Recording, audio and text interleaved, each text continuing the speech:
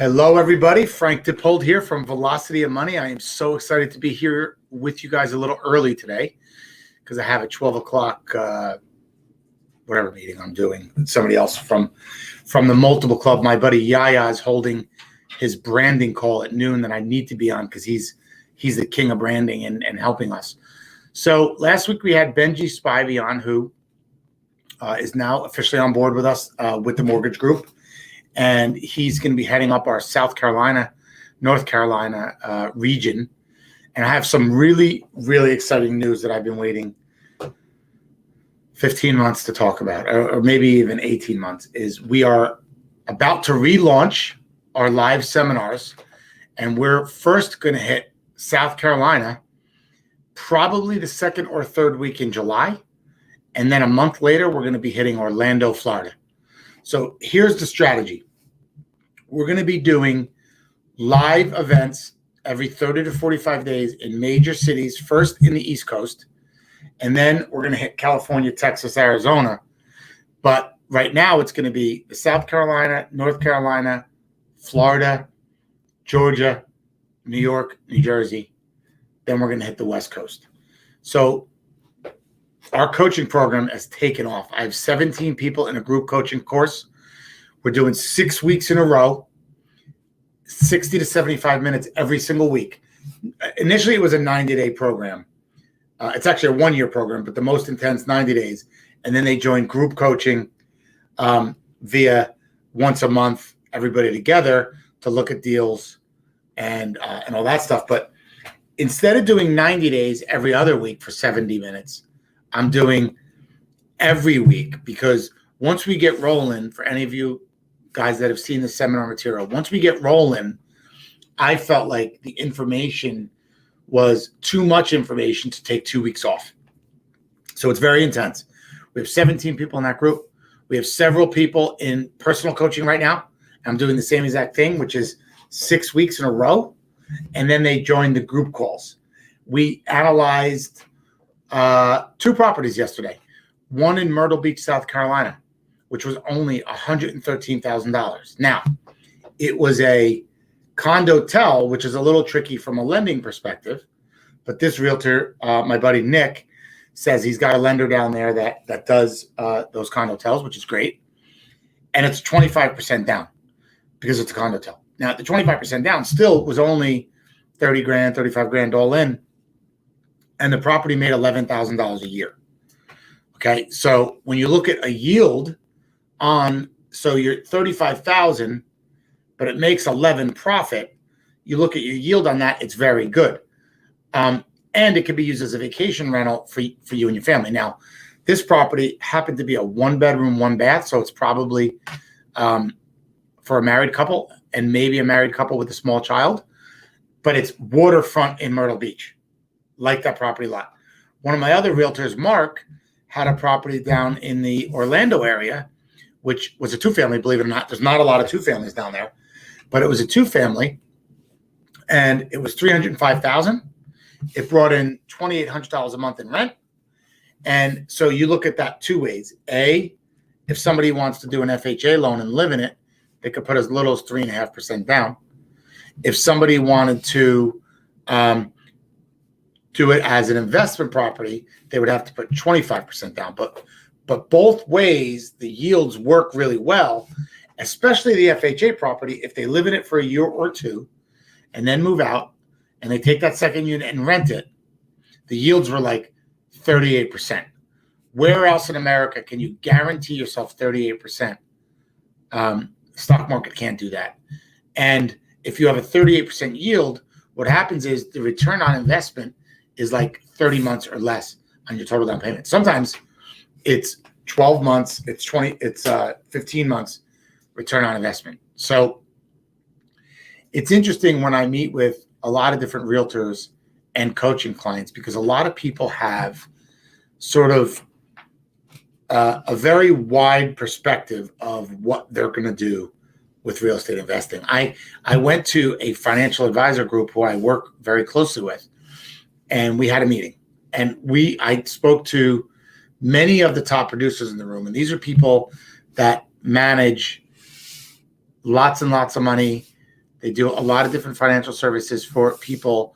And 4 of the guys and girls had 4 very different views on how to acquire real estate, on how to, whether they were going to flip, whether they were going to do long-term, how much money they had to put down. How many of you still think that you either do FHA, 3.5%, or you have to go all the way to a 20% down on a conventional loan? Do you guys realize that there are 3%, 5%, 10%, 15% down conventional loans? So a lot of people are misinformed about what we can do and how we can acquire. It's all about 2 things. It's actually not even about the price you pay for the real estate. It's all about the cash flow, right? So, and it's all about funding the deal, which is where we come in, because it's not just as easy as, hey, what do I qualify for? Can I get a loan? It includes, how do you get the best possible funding with the best possible interest rate, which is obviously going to increase your cash flow and increase your yield. And then once you buy properties, it's how do you fill out your Schedule E properly so that you can continue to buy more properties.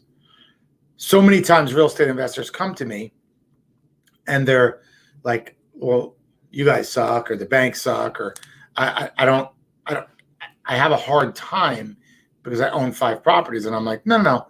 It's just a matter of setting up your Schedule E properly. It's a matter of working with your accountant to do certain strategies that help you in underwriting, which people don't know because they're not in the mortgage business. We know because we deal with it all the time. So in Myrtle Beach, we're going to roll this out to probably 300 people in the room. And we're going to talk about our coaching program. And we're going to talk about not only the coaching program, but we're going to look at deals, live deals that people in the room could buy, because we're going to do the analysis for them. So as a real estate investor, we're going to give you, or a first-time homebuyer, we're going to give you guys an hour lesson of drinking from a fire hose. Bring your notepads. Rock and roll with the mindset around how to use real estate for retirement and how to use it to create wealth, not just, I want to live in the house. What we're going to do for the people is we're going to show everybody deals after training them on how to view and value real estate. And they're literally able to bid on those properties real time at the seminar. Okay. It goes back to the question of, is real estate an asset or is it a liability? Okay. It's an asset if it spits off income. It's an asset if it's an investment property that gives you revenue. It's an asset, especially when it's paid off, because then it's going to spit off more revenue. It's a liability when you have to go to work every day to pay your bills, right? So everyone thinks that, I have equity in my home. There's 200 grand in equity. That's an asset. No, it's not. It's buried in your backyard.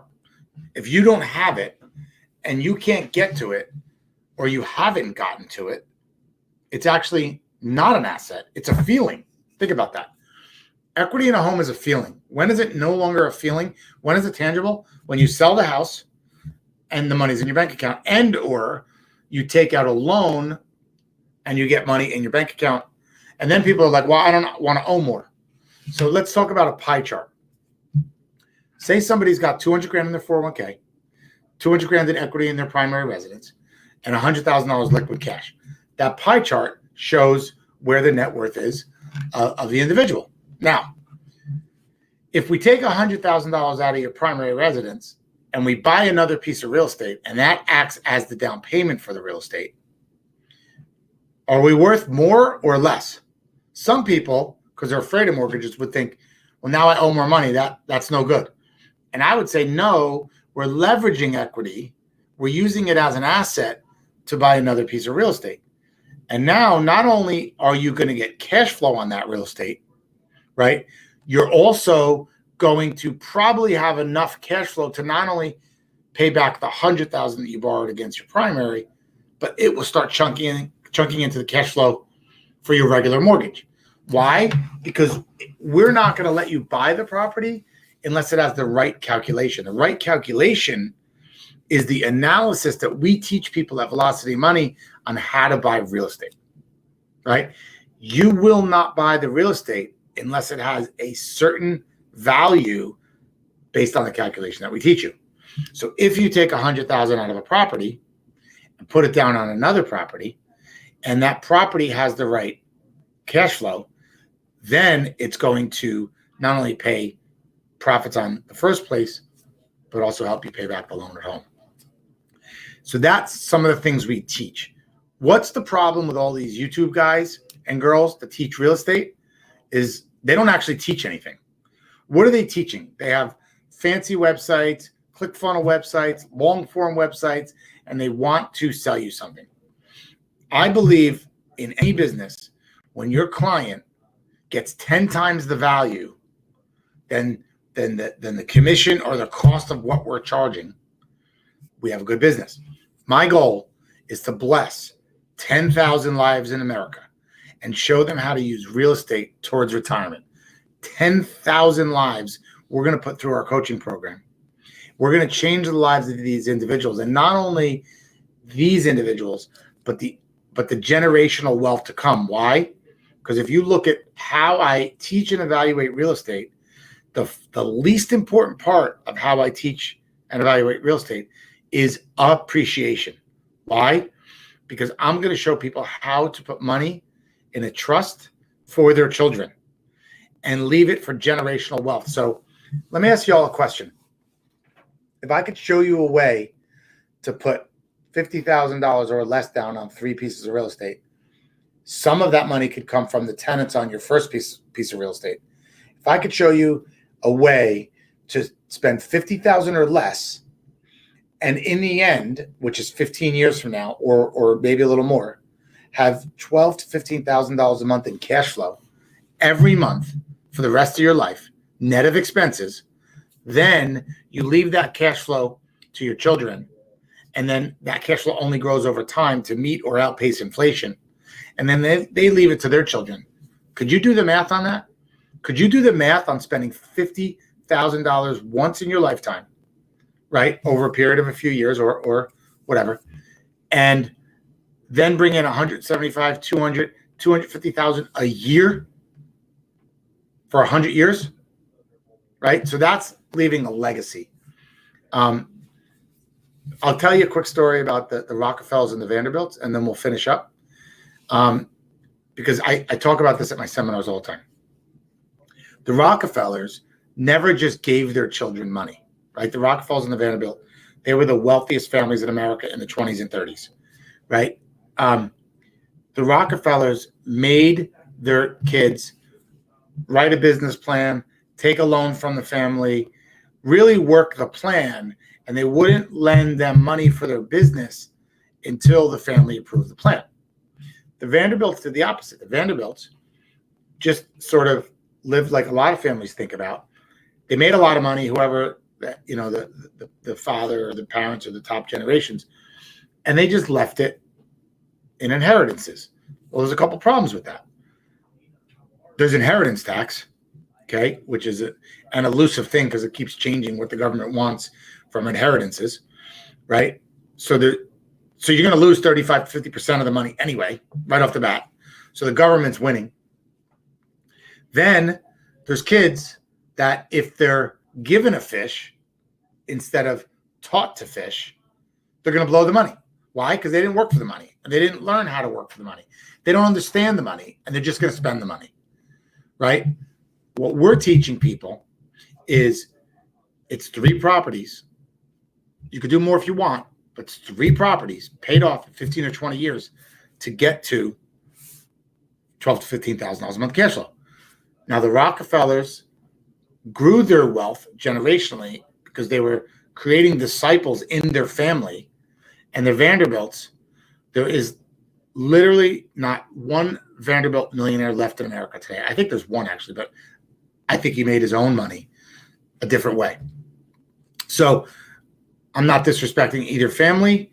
I just want to give you an example of teaching a kid to fish, right? Or just giving them a fish. Not only will your children benefit from the real estate you buy. But if you're a first-time home buyer and I show you how to spend less than $50,000 on 3 properties and have them paid off in 15 years, you could be 45 years old and be completely retired, because Robert Kiyosaki's definition of wealth is when your passive investments outpace your overhead at home. So if my overhead at home is $8,000 a month and my real estate gives me $9,000 a month net of all expenses, I'm wealthy. And that's how you do it. Now, I'm broke theoretically because I have to go to work every day to pay my bills at home. Now, we have 5 teenagers and lots of things going on, so I don't feel bad about that. But I know what my end goal is, and my end goal is that my properties will be paid off, okay? And that will pay for all of my bills at home. And then I work and buy real estate and teach Velocity Money University for fun, right? And it's 3 properties paid off in 15 to 20 years, and that's the goal for everybody. So when I talk about blueprint to become a real estate millionaire, I guarantee more than 50% of you are like, oh man, that's a lot of work. I have to buy 10 properties. I don't want to be a landlord. Let me pose it to you differently. If having a part-time job, which includes the use of a management company, means that not only will you retire a millionaire with 12 to 15 or more a month in cash flow, but you can leave these properties for generational wealth to your children and to their children. And they remember grandma or grandpa who was bold enough to step out of the current system that we live under in America, which is 401k, 529, student loan debt, student loan crisis, credit card debt, and not understanding how to pay your primary mortgage off in 15 or 20 years. And everybody takes a 30-year and they don't think about it. And then they wonder why after 12 years, there's only like 32% of the mortgage paid off. I sell mortgages, but I teach people how to use mortgage wisely to create wealth, not to just live in debt. So we are launching nationwide. We are so excited. I have personal one-on-one coaching, which I'll coach 40 people this year. I have group coaching, which we're gonna coach between 100 and 140. I have realtor coaching at a reduced price because I love working with realtors. And we have also offered realtor scholarships for realtors that have fire in the belly and want to help us build Velocity Money. So reach out. Jasmine's about to put the info. She's so fast. hello@thevelocitymoney.com. Our main office number is 973-869-2740. I just gave you all a little mini seminar for 20 minutes. And I'm so excited about launching in Myrtle Beach. Then we're going to hit Orlando. And then probably September, we're going to come back to New York and New Jersey. And we're really going to hit the boroughs in New York now. Before we were really just doing Velocity Money in Jersey, but we're going to attack the boroughs and we're going to show people how to be real estate millionaires. 15 years, believe me, goes by in no time. Why not buy a property using the bank's money, which is us, pay off the property using the tenant's money, which is wonderful. All right. God bless everybody. Have a wonderful, wonderful Wednesday, and I'll see everybody next week. Take care.